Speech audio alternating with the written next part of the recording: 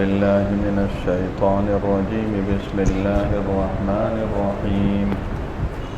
ألف لام ميم.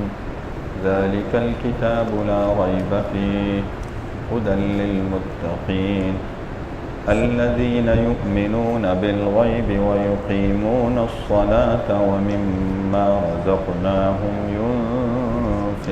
بسم اللہ الرحمن الرحیم. فاتحہ کے بعد دوسری سورۃ البقرہ، جس کے اندر 40 رکوع ہیں اور 282 آیات. قرآن کریم اللہ تعالیٰ کی طرف سے نازل ہوا کہ اللہ تعالیٰ کا پیغام، اور اس قرآن کریم کی جو اندر کی ترتیب ہے یہ بھی اللہ کی طرف سے مقرر کی گئی. قرآن کے اندر کی ترتیبیں دو طرح کی، ایک ترتیب کو ہم سورت کہتے ہیں اور دوسری ترتیب کو ہم آیت کہتے ہیں. عربی زبان میں سورت کے معنی ہوتے ہیں حصہ، ٹکڑا، کسی چیز کا ٹکڑا، اور حصہ اور مجموعہ. تو یہاں سورت کا مطلب یہ ہوا کہ یہ قرآن کریم کا ایک ٹکڑا اور حصہ ہے جو چند آیتوں سے مل کر بنا ہے. چند آیتوں کا مجموعہ ہے اور کم از کم قرآن کریم کی سورت میں 3 آیتیں. سورہ کوثر مختصر ترین سورت، اور قرآن کریم کی ہر سورت میں آیتیں ہیں. آیت کے معنی ہوتے ہیں نشانی کے، علامت کو کہتے ہیں، اور سورت کے معنی جس طرح نشانی کے ہیں، آیت کے معنی نشانی کے ہیں، اسی طرح آیت کے ایک معنی ہے عبرت. اور قرآن کریم کی جو آیات ہیں ظاہر ہیں یہ ہر آیت قرآن کی ایک نشانی، ہر آیت اس بات کی دلیل ہے اور نشانی ہے کہ یہ قرآن اللہ کا کلام. قرآن آیتوں سے پہچانا جاتا ہے. جب کوئی آیت پڑھی جاتی ہے تو ہمیں پتہ چلتا ہے کہ یہ قرآن پڑھا. یہ سورتوں کی اور آیتوں کی جو ترتیب ہے یہ اللہ کی طرف سے، اس کو کہتے ہیں توقیفی. اللہ نے اطلاع، ہر سورت کے اندر جون سی آیت حضور صلی اللہ علیہ وسلم نے اللہ کی طرف سے بتلائی تھی اسی طرح وہ آیت اس جگہ لکھی ہوئی. اور صحیح قول کے مطابق، اکثر علماء کے قول کے مطابق، سورتوں کی ترتیب بھی اسی طرح ہے کہ جس نمبر پر جون سے سورت اللہ کی طرف سے بتائی گئی اسی نمبر پر وہ سورت رکھی گئی. حضور صلی اللہ علیہ وسلم بتا دیتے اللہ کی طرف سے کہ کس سورت کو کہاں رکھنا ہے، کون سی سورت پہلے نمبر پر، کون سی دوسرے پر، کون سی تیسرے پر. ایسا کبھی نہیں ہو سکتا کہ قرآن کریم میں آپ نے کوئی نسخہ ایسا نہیں دیکھا ہوگا کہ سورہ فاتحہ 8ویں نمبر پر ہو، سورہ بقرہ 20ویں نمبر پر ہو، سورۃ الناس پہلے نمبر پر ہو. یہ نہیں، اللہ کی کتاب. تو اس قرآن کا ایک انداز اور اس کی ایک شکل ہے، اس شکل کے مطابق یہ قرآن لکھا جاتا ہے اور پڑھا جاتا ہے. حتیٰ کہ ہر لفظ کو لکھنے کا جو طریقہ بتایا گیا اس طریقے پر لکھا ہو. مثال کے طور پر آپ یہاں دیکھ لیں الرحمن الرحیم، بسم اللہ الرحمن الرحیم میں دیکھیے الرحمن الرحیم کے میم پر کھڑا زبر ہے، حالانکہ اصل اردو اور عربی تلفظ کے مطابق رے ہا میم الف نون ہوتا ہے. رحمان جیسے ہم صوبان لکھتے ہیں، سلمان لکھتے ہیں، تو اسی طرح رحمان میں را ہا میم الف نون نہیں، میم کے ساتھ نون ملا ہوا ہے، میم پر کھڑا زبر. قرآن کریم اس کو کہتے ہیں رسم الخط. تو ہر چیز قرآن کی بالکل سینسیٹیو ہے، بہت حساس ہے. قرآن کے الفاظ بھی، قرآن کے لکھے جانے کا انداز بھی، قرآن کی ترتیب بھی، اسی طرح قرآن کا پڑھنا بھی، ساری چیزیں. اس لیے کہ یہ کوئی خاص کتاب ہے یا عام کتاب نہیں ہے، اس اللہ کی کتاب ہے جس نے ہمیں پیدا کیا اور اس نے ساری مخلوق کی ہدایت کے لیے یہ قرآن اتارا. قرآن کریم کی یہ پہلی سورت ہے جس کو سورۃ البقرہ کہتے ہیں. علماء کرام نے، مفسرین کرام نے قرآن کریم کی سورتوں کی 3 تقسیم.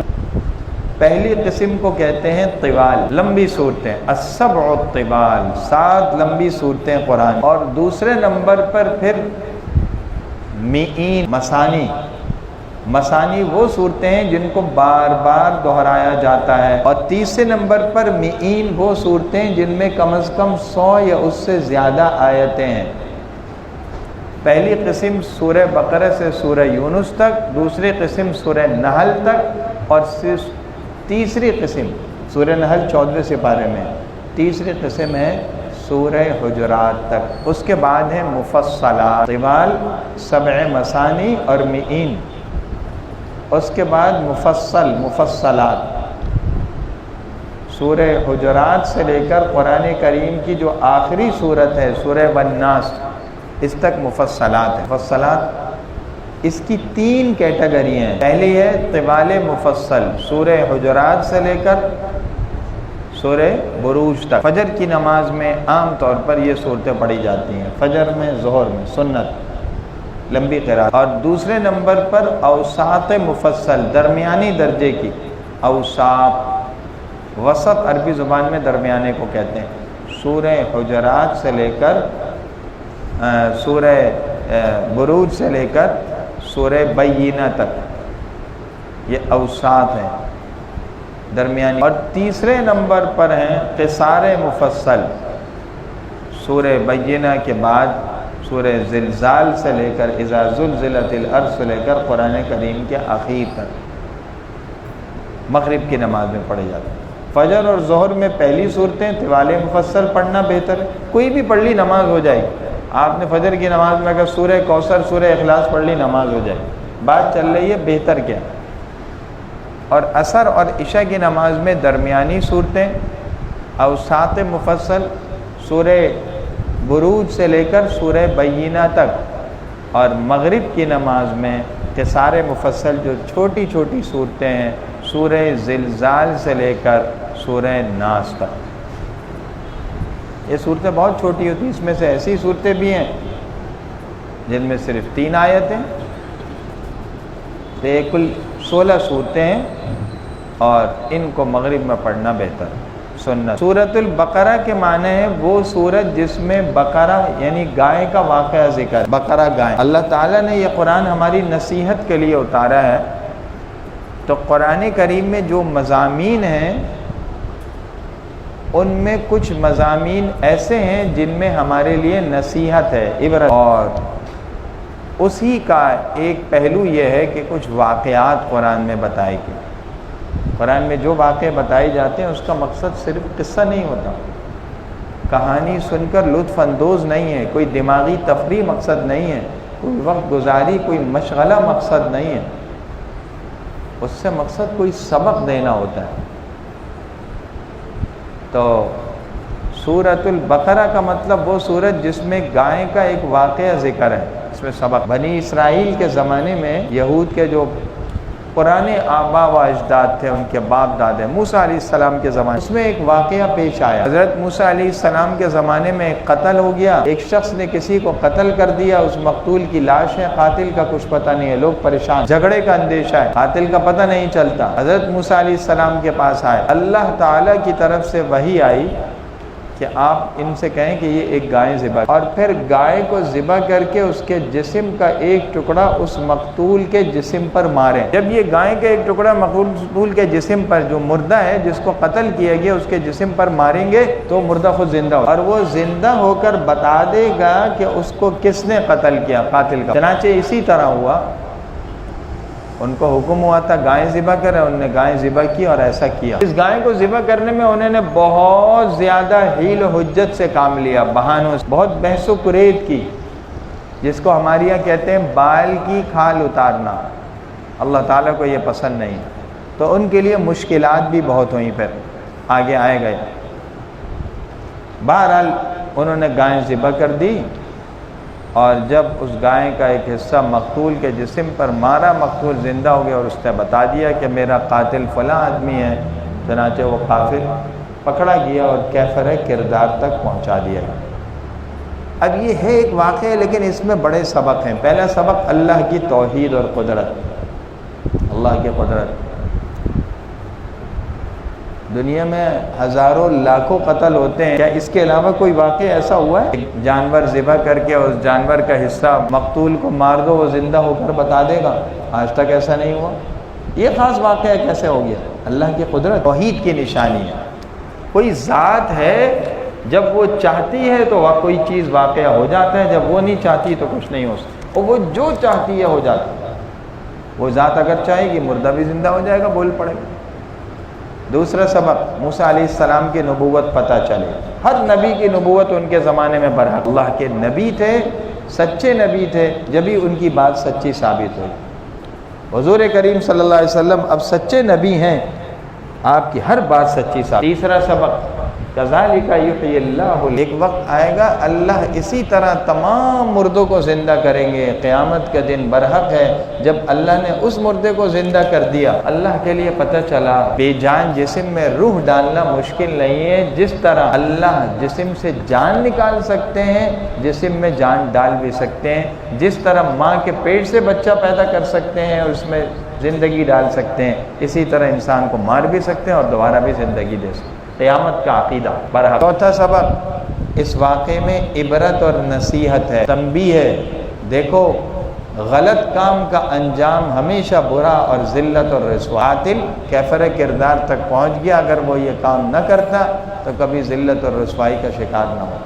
اللہ کی گرفت سے کوئی بچ نہیں سکتا۔ تو یہ پہلی صورت ہے، اور یہ پہلی صورت بہت سے احکامات پر مشتمل ہے، مدنی صورت ہے اور اس میں احکامات۔ اور سورہ بقرہ میں اللہ تعالی نے خاص طور پر اپنی توحید کا ذکر کیا ہے، اس قرآن کی حقانیت کا ذکر کیا ہے، کامیاب لوگوں کی صفات کا ذکر کیا ہے، معاشرے کے بدترین لوگ جنہیں منافق کہتے ہیں ان کی نشانیاں بتائیں۔ قرآن کے لیے ایک چیلنج قرآن کی طرف سے اللہ نے ذکر کیا ساری مخلوق کے سامنے کہ اس جیسی کوئی کتاب یا صورت لے آؤ۔ خلافت کا واقعہ ذکر ہے، کس طرح اللہ نے انسان کو روئے زمین پر جتنی مخلوقات ہیں اس میں سب سے اونچا منصب اور مرتبہ دیا ہے خلافت کا۔ بنی اسرائیل جو یہود کے بڑے تھے ان کی شرارتوں کا اور ان کی کارستانیوں اور نافرمانیوں کا ذکر کیا ہے، ضد، ہٹ دھرمی، دھوکہ، سازشیں، بات سے پھر جانا، انبیاء علیہ السلام کو قتل کرنا، تنگ کرنا، بات میں حجتیں نکالنا، یہ ان کی سرشت میں اور فطرت میں داخل تھا۔ اور بیت اللہ کی تعمیر کا ذکر کیا ہے، بیت اللہ کا قبلہ مقرر ہونے کا ذکر کیا ہے، حضور صلی اللہ علیہ وسلم کے نبی ہونے کا اور آپ کی 4 بڑی ذمہ داریوں کا تذکرہ فرمایا ہے، بر یعنی نیکی کا ایک جامع تصور پیش کیا ہے کہ اللہ کیا نیک ہونے کا معیار کیا ہے، جزا و سزا کا جو قانون ہے، قصاص، اس کا ذکر کیا ہے، روزوں کی فرضیت کا اعلان اور اس میں جو حکمتیں ہیں اس کا ذکر فرمایا، حج کے احکام اور مسائل ذکر کیے گئے، نکاح کے، طلاق کے اور معاشرتی اور سماجی زندگی کے احکامات ہیں، بچے کو دودھ پلانے کے احکامات ہیں، بنو اسرائیل کے جہاد نہ کرنے، اس پر ان کو سزا ہونے اور پھر جہاد کر کے فتح یابی کا ذکر ہے، آیت الکرسی کا تذکرہ ہے، اللہ کی قدرت کے چند واقعات ذکر ہے، اللہ کی راہ میں خرچ کرنے کی فضیلت کا ذکر ہے، سود کی برائی ذکر ہے۔ قرآن کی سب سے طویل آیت اس صورت میں اخیر میں ہے جس میں لین دین کے، ادھار معاملات کے احکامات ہیں، اور اخیر میں وہ 2 بڑی آیتیں ہیں سب سے اخیر جو شب معراج کا خاص تحفہ ہیں، ان کا تذکرہ۔ یہ سورہ بقرہ۔ بسم اللہ الرحمن الرحیم، الف لام، پہلی آیت الف لام میم ہے۔ قرآن کریم کی جو آیات ہیں وہ 3 قسم۔ پہلی وہ آیتیں جن کا معنی بھی واضح ہے اور ان کی مراد بھی واضح ہے، معنی کا مطلب ترجمہ، اس کی ٹرانسلیشن، اور اس کے جو اصل اندر مقصد ہے وہ بھی واضح ہے، اس کو کہتے ہیں محکم۔ دوسری آیتیں وہ ہیں جن کے معنی تو پتہ ہیں لیکن مراد پتہ نہیں ہے۔ اللہ تعالیٰ نے قرآن میں اپنے بارے میں فرمایا الرحمن علی العرش استوى، اللہ عرش پر جلوہ افروز ہے، اس کے معنی تو پتہ ہے اللہ عرش پر، مراد پتہ نہیں ہے اس کا اصل مطلب کیا ہے۔ جیسے ہم لوگ یہاں بیٹھے ہیں یا کرسی پر بیٹھتے ہیں، اللہ ایسے نہیں بیٹھے، اللہ پاک ہے، اس سے عرش پر کیسے بیٹھے ہیں کوئی نہیں سمجھ سکتا، کسی کو نہیں۔ اور تیسری قسم کی آیتیں وہ ہیں جن کا نہ معنی پتہ ہے نہ مراد پتہ ہے، ان کا ترجمہ بھی ہم نہیں کر سکتے، الف لام میم، ان کو کہتے ہیں حروف مقطعات۔ یہ جتنی آیتیں ہیں، جو بھی زبان ہم بولتے ہیں، اردو، عربی، کوئی، یہ حروف سے بنتی ہے نا، تو قرآن پورا حروف سے جڑ کر بنا ہے، الف سے لے کر یا تک، جس طرح انگریزی میں ABC تک کے حروف ہیں، اسی طرح عربی زبان میں الف سے یا تک حروف ہیں، اس سے عربی بنتی ہے اور اس سے اردو زبان بن رہی ہے۔ تو الف لام میم یہ 3 حرفوں کا مجموعہ ہے، آپ اس کو اسی طرح پڑھیں گے الف لام میم جیسے لکھا ہوا ہے، اور اس کا ترجمہ بھی اسی طرح کریں گے الف لام میم۔ اس کا مطلب کیا ہے ہم نہیں پتہ، مفسرین کہتے ہیں کوئی اس کا مطلب پوچھے تو کہو اللہ اعلم بمرادی، اللہ کو اس کا مطلب پتہ ہے۔ امام شافعی بڑے محدث ہیں، فقیہ ہیں، امام ابو حنیفہ رحمہ اللہ کے استاذ ہیں، ان سے پوچھا گیا، فرمایا سر اللہ فلا تسأل، یہ اللہ کا سر ہے، راز کی بات کوئی نہیں بتاتا، اللہ کی طرف سے راز ہے، نہ یہ پوچھو۔ شاہ ولی اللہ رحمۃ اللہ علیہ ہندوستان کے بر صغیر پاک و ہند کے بڑے محدث ہیں، جن سے یہ علم حدیث کا، قرآن کا ہم سب تک منتقل ہوا ہے۔ انہوں نے فرمایا کہ اللہ تعالیٰ نے مجھ پر یہ منکشف کیا ہے کہ ہر صورت کے شروع میں جو اس طرح کے حرف ہوتے ہیں، تقریباً 29 صورتیں ان کے شروع میں اس طرح کے حرف آتے ہیں، اس میں اس صورت کا جو پیغام اور خلاصہ ہے اس کی طرف اشارہ ہو۔ جیسے نام کے آگے ہم مولوی لکھتے ہیں، مفتی لکھتے ہیں، اس کے ایک علمی مقام کی طرف اشارہ ہے۔ کسی کے بارے میں کہتے ہیں یہ BA MA پاس ہے، یہ فلاں ہے، اس سے اس کی تعلیمی قابلیت کی طرف اشارہ ہوتا ہے، یہ نشان ہوتا ہے اس کی ایک شخصیت کا، تعلیمی ایک پہچان ہے۔ تو یہ جو صورتوں کے شروع میں حروف ہوتے ہیں یہ پہچان ہوتے ہیں، اس سے اشارہ ہوتا ہے اس صورت کے اندر موجود پیغام کے خلاصے کی طرف۔